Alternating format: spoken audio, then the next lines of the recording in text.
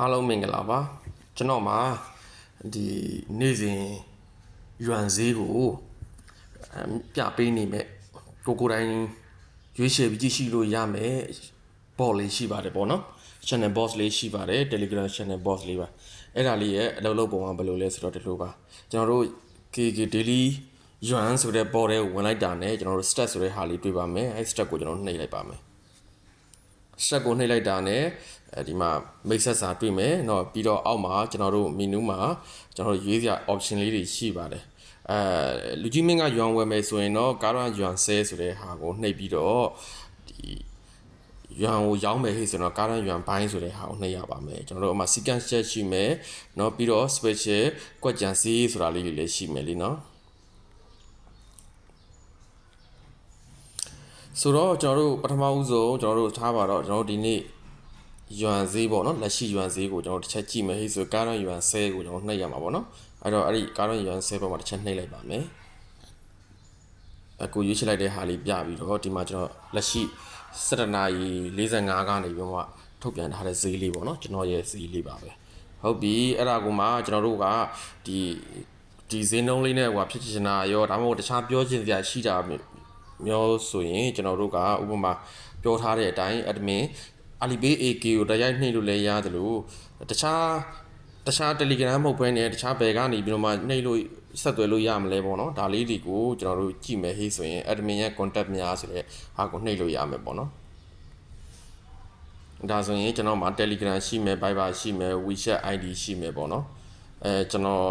Messenger တို့ဘာလို့ပို့ထည့်ပေးထားပါအောင်မယ်ထပ်ပြီးတော့လေ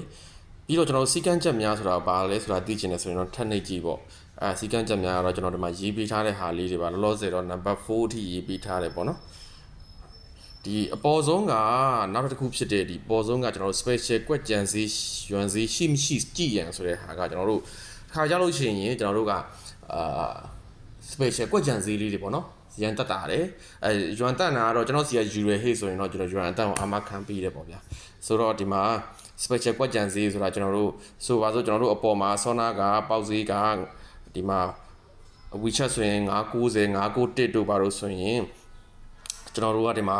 special ကွက်ကြံစီမှာကျတော့ amount ဘယ်လောက်ရှိမယ်ခွဲယူလို့ရမရရေးထားမယ်ခွဲယူလို့ရတယ်ဆိုခွဲယူလို့ရတဲ့အကြောင်း amount ဘယ်လောက်ကနေစယူပေးရမယ်ဆိုတဲ့အကြောင်း